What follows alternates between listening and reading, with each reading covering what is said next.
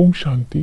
11 जुलाई 2026 की साकार मुरली से होमवर्क। आज की मुरली से फ्लो चार्ट को सामने देखते किसी भी एक पॉइंट का मनन चिंतन करते हुए अपनी चेकिंग करते रहेंगे कि मेरी कोई कर्म इंद्रिय चलायमान तो नहीं होती, मैं भविष्य उच्च पद की अधिकारी बन रही हूँ।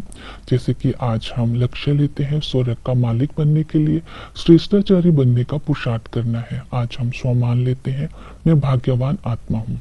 अंतर्मुखी बन एक बाप की याद से अपने आप को आत्म स्मृति का तिलक देते हुए अपने आप को व्यक्ति और किसी भी बात के प्रभाव और झुकाव से मुक्त करके कर्म क्षेत्र में कर्म करते समय एक बाबा दूसरा न कोई इस स्मृति में रहते हुए कर्म क्षेत्र में अविनाशी भाग्य का सितारा अपने मस्तक पर चमकता हुआ फील करेंगे और अपने स्वरूप से दूसरों की सेवा करेंगे। आज हम प्रैक्टिकल में होमवर्क करते हैं अंतर्मुखी आत्मा की विशेषता क्या है, बनने की विधि क्या है। अंतर्मुखी आत्मा की विशेषता है कि वो सदा सुखी रहती है क्योंकि आत्म चिंतन रहती है। सूक्ष्म कर्म इंद्रियों पर स्वराज्य रहता है, उससे कोई भी कर्म नहीं होता है।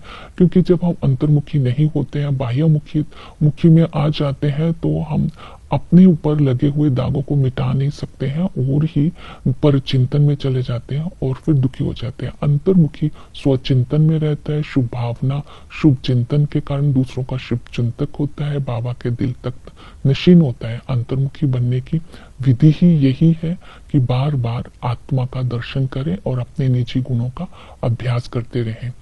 और मैं इसका दूसरा विधि है, आप अंतर्मुक्ता को गुफा समझ करके तपस्या करें, अंतर्मुक्ता को एक लेबोरेटरी समझ करके अंदर अपनी रिसर्च करते रहें, अंतर्मुक्ता को एक लिफ्ट समझकर मन बुद्धि को समेट करके तीनों लोगों की सैर करते रहें। आज हम पुरुषार्थ करते हैं श्रेष्ठाचारी बनने के लिए।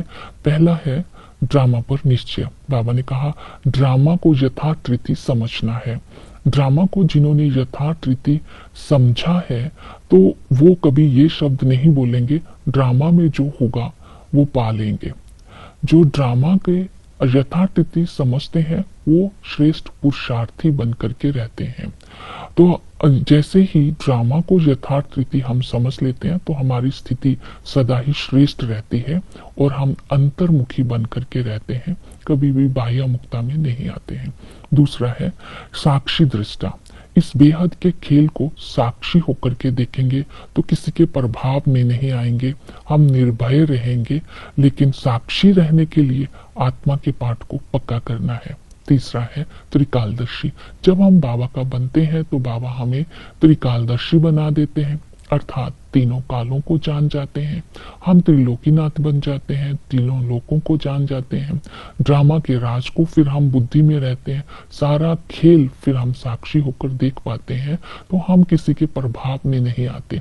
तो साक्षी बनने से आत्मा विकारों से निर्लेप हो जाती है।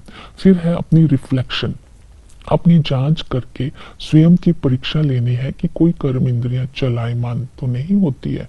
काम विकार पर मैंने कहाँ तक विजय प्राप्त करी है, देही अभिमानी स्थिति मेरी कहाँ तक रहती है। तो ये रिफ्लेक्शन जितना करते रहेंगे उतना ही आत्मा श्रेष्ठाचारी बनती जाएगी। फिर है निर्विकारी। बाबा ने कहा मुख्य बात ही है निर्विकारी बनने का। तो निर्विकारी बनना बहुत बड़ी मंजिल है क्योंकि विकारों को छोड़ना बड़ा मुश्किल है, क्योंकि समय ही ऐसा है। आधा कल्प तक हम काम चिता पर बैठे तमो प्रधान हुए हैं, अभी सतो प्रधान बनने के लिए निर्विकारी बनने का पुरुषार्थ करना है। इसके लिए पहला स्टेप है मरजीवा बनना। जब बाबा ने कहा तुमने अपना ये जन्म मरजीवा जन्म बुद्धि में रखना है, जैसे ही मरजीवा जन्म की स्मृति आती है कि हम ब्रह्मा मुखवंशावली ब्राह्मण है, हमारी रचना ब्रह्मा के द्वारा हुई है, हम भविष्य राज्य अधिकारी है, भविष्य के राज्य अधिकारी है, विष्णुपुरी की स्थापना हो रही है, शिव बाबा से हम वर्षा ले रहे हैं, तो मरना ही पड़ेगा। मरना अर्थात देह की सब संबंधों से अपनी मन बुद्धि को निकालकर एक बाप की याद में रहना, कर्म इंद्रियों पर विजय प्राप्त करना, कर्म इंद्रियों से चलायमान नहीं होना, तो इसको बोलते हैं मरजीवा बनना, निश्चय बुद्धि। तो बाबा ने कहा तुम्हें ये निश्चय है कि ये श्रेष्ठाचारी हम बनकर ही छोड़ेंगे, और भ्रष्टाचारी दुनिया का विनाश तभी होगा जब हम श्रेष्ठाचारी बन जाएंगे। फिर उसके बाद है अंतर्मुखी। अपनी स्थिति को श्रेष्ठ बनाना है अंतर्मुखी बनकर, तो अभ्यास करना है कि मैं ब्राह्मण सो फरिश्ता सो देवता हूँ। इस ड्रिल को सदा करते रहेंगे अंतर्मुखी बनकर के, तो आत्मा निर्विकारी बनती जाएगी। इसके बाद है श्रीमत। तो बाबा ने श्रीमत दी कि बाबा के साथ बच्चे प्रतिज्ञा करते हैं जब आप आएंगे तो हम आपको ही याद करेंगे, आपके ही मत पर चलेंगे। तो बाबा कहते हैं अभी तुम मेरी मत पर चलो।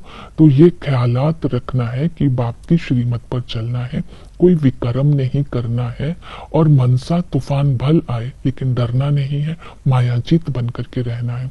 ये श्रीमत को आज बुद्धि में रखना है। याद के लिए बाबा ने कहा है कि तुम्हें सहज युक्ति बताते हैं कि मुझे तुम याद करोगे तो तुम पावन बन जाएंगे।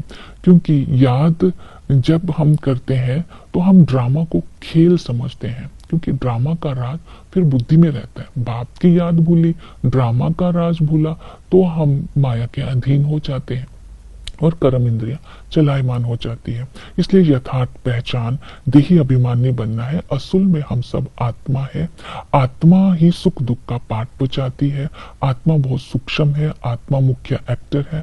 आत्मा में 84 जन्मों का पाठ है। आत्मा पुनर्जन्म लेती है। आत्मा छोटी बड़ी नहीं होती है। आत्मा का स्वधर्म शांति है, स्वदेश शांति धाम है। आत्मा ही कर्म इंद्रियों के द्वारा कर्म करती है। परमात्मा पुनर्जन्म रहित है, परमात्मा निराकार है, 84 जन्म नहीं लेते हैं। चैतन्य है, वो बीज रूप है, पतित पावन है। तो इस तरह परमात्मा इस समय ब्रह्मा के द्वारा हमें ब्राह्मण बनाकर श्रेष्ठाचारी बनाते हैं। तो पिता के संबंध से जब हम बाबा के बनते हैं तो पिता आकर के अपना हमें अंत देते हैं। मैं कब आता हूँ, कैसे आता हूँ और क्या देता हूँ। तो हम बाबा से पिता के स्वर्ग से स्वर्ग की बादशाही लेते हैं, और वही टीचर बनकर ज्ञान का सागर आकर के हमें राजयोग सिखाता है। इस राजयोग में एम ऑब्जेक्ट है मनुष्य से देवता बनने की। तो हमें राजयोग सिखाने के साथ साथ श्रेष्ठ कर्म भी सिखलाते हैं, आत्म अभिमानी भी बनाते हैं। तो राजयोग की शिक्षा को बुद्धि में रखना है। वो सतगुरु आकर के हमें पावन बनाते हैं, एक बार आकर के ही पवित्र बना देते हैं।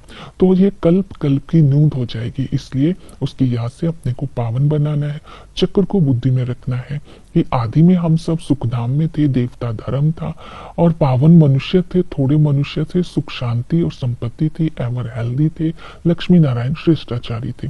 जैसे ही मध्य में आते हैं तो विकारी होने के कारण भ्रष्टाचारी हो जाते हैं, फाउंडेशन ही खत्म हो जाता है देवता धर्म का।